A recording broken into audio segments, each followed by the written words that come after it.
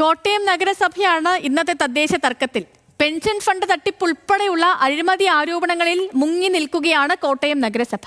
LDF, UDF ഒക്കെ തുല്യ സീറ്റുകൾ പങ്കിടുന്ന നഗരസഭയിൽ ടോസിട്ടാണ് 2020 ഭരണം UDF ലഭിച്ചത്. അതുകൊണ്ട് തന്നെ ഇക്കുറി തിരഞ്ഞെടുപ്പ് പോരാട്ടം കടുക്കുമെന്ന കാര്യത്തിൽ ഒരു സംശയവുമില്ല. കേരള കോൺഗ്രസ് എമ്മും ജോസഫ് വിഭാഗവും ഇവിടെ നിർണായക ശക്തിയാകും.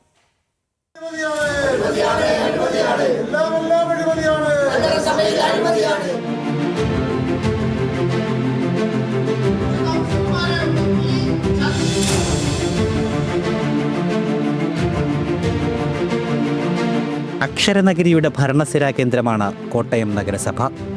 ആകെയുള്ള 52 വാർഡുകളിൽ UDFനും LDFനും 22ഉം NDAക്ക് 8 സീറ്റുകളുമാണുള്ളത്. തുല്യ സീറ്റുകൾ നേടിയതോടെ കഴിഞ്ഞ തവണ UDF ഭരണം പിടിച്ചത് ടോസിട്ട്. വാർഡ് വിഭജനത്തിന് ശേഷം നിലവിലുള്ളത് 53 വാർഡുകൾ. തദ്ദേശ തെരഞ്ഞെടുപ്പ് അടുക്കുമ്പോൾ മുന്നണികൾ അരയും തലയും മുറുക്കി കഴിഞ്ഞു. ശക്തമായ അടിത്തറയുള്ള കോട്ടയത്ത് ഭരണം നഷ്ടപ്പെടുന്നത് UDFന് ചിന്തിക്കാനാകില്ല. തുടർഭരണം ലക്ഷ്യമിട്ട് കളത്തിലിറങ്ങുമ്പോൾ പൊതുജനത്തിന് മുന്നിൽ ഉത്തരം പറയേണ്ട നിരവധി ചോദ്യങ്ങളുണ്ട് കോൺഗ്രസ് കൗൺസിലർമാർക്ക് മുന്നിൽ. നഗരസഭയിലെ മുൻ ജീവനക്കാരൻ നടത്തിയ പെൻഷൻ ഫണ്ട് തട്ടിപ്പാണ് അതിലേറ്റവും പ്രധാനം. 3 കോടിയോളം രൂപയുടെ വൻ തട്ടിപ്പിൽ നഗരസഭാ ഭരണസമിതി പ്രതിരോധത്തിലാണ്. തട്ടിപ്പ് കേസിലെ പ്രതി അഖിൽ സി വർഗീസിനെ ഇതുവരെ പിടികൂടാൻ കഴിയാത്തതും തിരിച്ചടിയാണ്.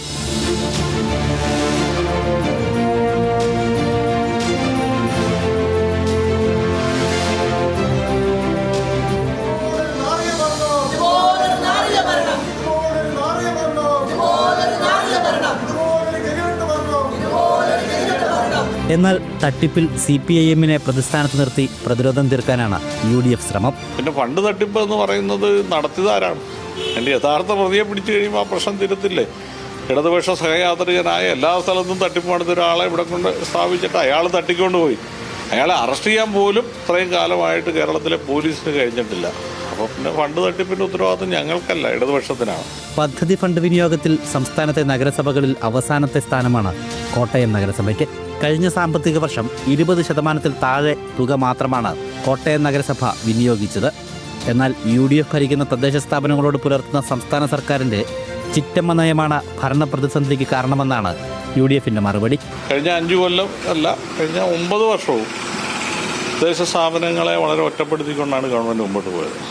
പ്രത്യേകിച്ച് കഴിഞ്ഞ കുറേ കാലമായിട്ട് തദ്ദേശ സ്ഥാപനങ്ങൾക്ക് ലഭിക്കേണ്ട ഫണ്ട് ഇതുവരെ സമയത്ത് കൊടുത്തിട്ടില്ല. 3 ഘട്ടമായിട്ടാണ് തദ്ദേശ സ്ഥാപനങ്ങൾക്ക് ഫണ്ട് കൊടുക്കുന്നത്. അപ്പോൾ ഫണ്ട് കൊടുക്കുന്നത് ഒരിക്കൽ പോലും കൃത്യമായി കൊടുക്കാൻ പറ്റിയിട്ടില്ല. ഏറ്റവും അവസാനത്തെ ഗഡു കൊടുത്തത് മാർച്ച് മാസത്തിലാണ്. അതിൽ 1 രൂപയുടെ ബില്ല് പോലും കേരളത്തിൽ ഒരിടത്തും മാറ്റിയെടുക്കാൻ പറ്റിയിട്ടില്ല. 52,000-ത്തിലധികം ബില്ലുകൾ പെൻഡിങ് ഇരിക്കുകയാണ്. അപ്പോൾ അത്രയും വലിയ ഒരു നീതികേട് പഞ്ചായത്തുകളോട് സ്ഥാപിച്ചപ്പോൾ ഇടതുപക്ഷത്തെ പഞ്ചായത്ത് അംഗങ്ങളും പ്രസിഡന്റുമാരും പോലും ഞങ്ങളോട് പറഞ്ഞിട്ടുണ്ട്, ഞങ്ങൾക്ക് എന്ത് ചെയ്യാൻ പറ്റും, ഞങ്ങളൊക്കെ വലിയ ദുരിതത്തിലാണ്. എന്നാൽ നിർഭാഗ്യം കൊണ്ട് മാത്രം നഷ്ടപ്പെട്ട ഭരണം ഇക്കുറി തിരിച്ചു പിടിക്കാമെന്ന ആത്മവിശ്വാസത്തിലാണ് ഇടതുമുന്നണി. UDF ഭരണസമിതിക്കെതിരായ അഴിമതി ആരോപണങ്ങളും ഭരണപ്രതിസന്ധിയും ശക്തമായി ഉന്നയിക്കാനാണ് തീരുമാനം.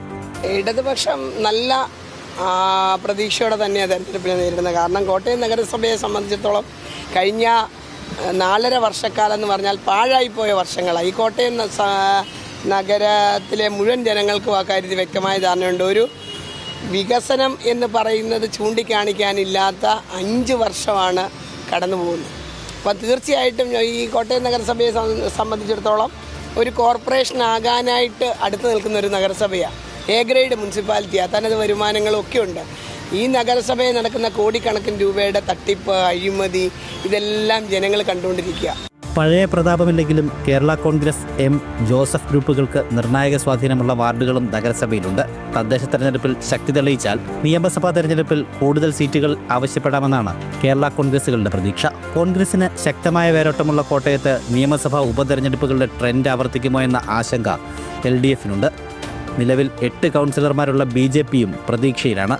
നില മെച്ചപ്പെടുത്താനുള്ള പ്രവർത്തനം BJPയും ആരംഭിച്ചു കഴിഞ്ഞു. കഴിഞ്ഞ തവണ ഞങ്ങളൊരു 12ഓളം സ്ഥലത്ത് രണ്ടാമത് തുച്ഛമായ വോട്ടിന് 8 മുതൽ 20 വോട്ട് അങ്ങനെ ഒരു 12 സ്ഥലത്തോളം ഞങ്ങൾ ജയിച്ചിട്ടുണ്ട്.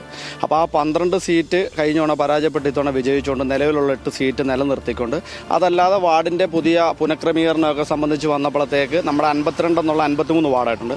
അപ്പോൾ അതിലും ഞങ്ങളൊരു 10ഓളം വാർഡ് കണ്ണുവെച്ചുകൊണ്ട് ഞങ്ങൾ വ്യക്തമായിട്ടുള്ള ഭൂരിപക്ഷത്തോട് തന്നെ കോട്ടയം നഗരസഭ അധികാരത്തിൽ വരുമെന്നുള്ള ശുഭപ്രതീക്ഷയിലാണ് മുന്നോട്ട് നീങ്ങുന്നത്. ഛത്തീസ്ഗഡിലെ മലയാളി കന്യാസ്ത്രീകളുടെ അറസ്റ്റും BJP ഭരിക്കുന്ന സംസ്ഥാനങ്ങളിൽ ന്യൂനപക്ഷങ്ങൾക്കെതിരെ വർദ്ധിക്കുന്ന ആക്രമണവും തിരിച്ചടിയാകുമോ എന്ന ആശങ്ക NDAയ്ക്കുണ്ട്.